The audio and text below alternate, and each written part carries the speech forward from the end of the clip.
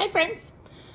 This morning I have a book for you called Ruby Finds a Worry. And I picked this book because I was thinking when you go back to school, sometimes a lot of us have different things that we're worried about.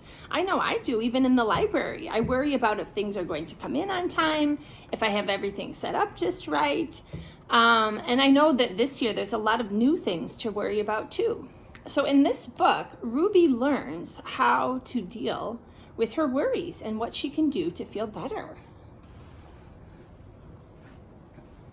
Ruby Finds a Worry by Tom Percival. So he wrote the book and drew the pictures. It's a big book. Back it up just a little. All right, there's Ruby. Ruby finds a worry. Ruby loved being Ruby. She loved to swing up high,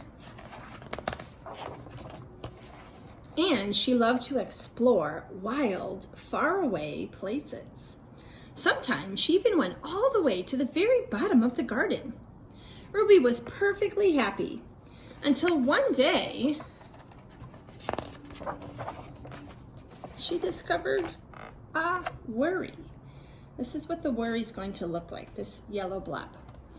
It wasn't a very big worry.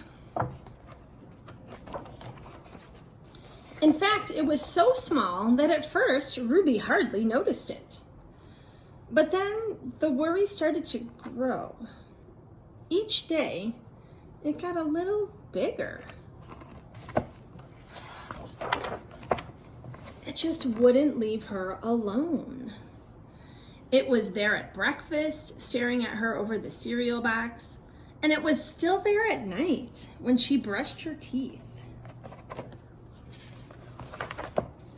The funny thing was that no one else could even see Ruby's worry, not even her teacher. So Ruby pretended that she couldn't see it either.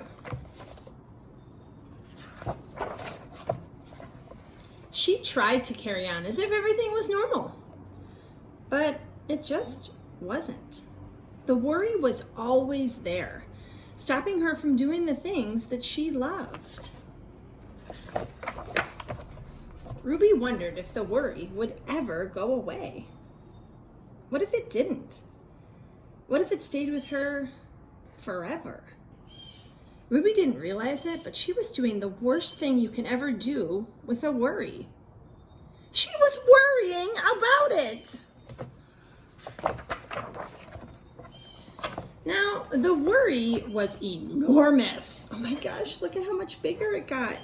It could barely even fit in the kitchen at dinner time.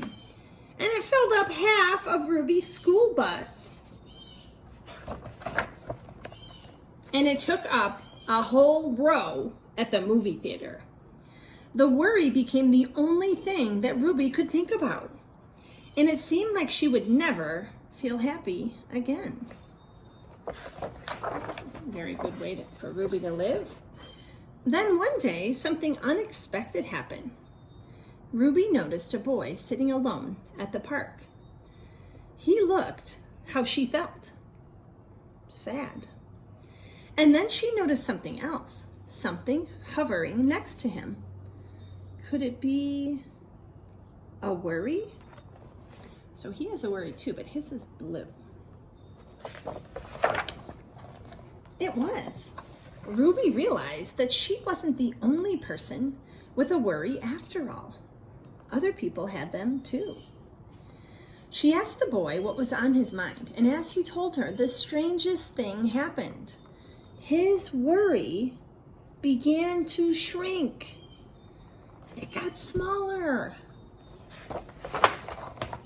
Then Ruby did the best thing you can ever do if you have a worry.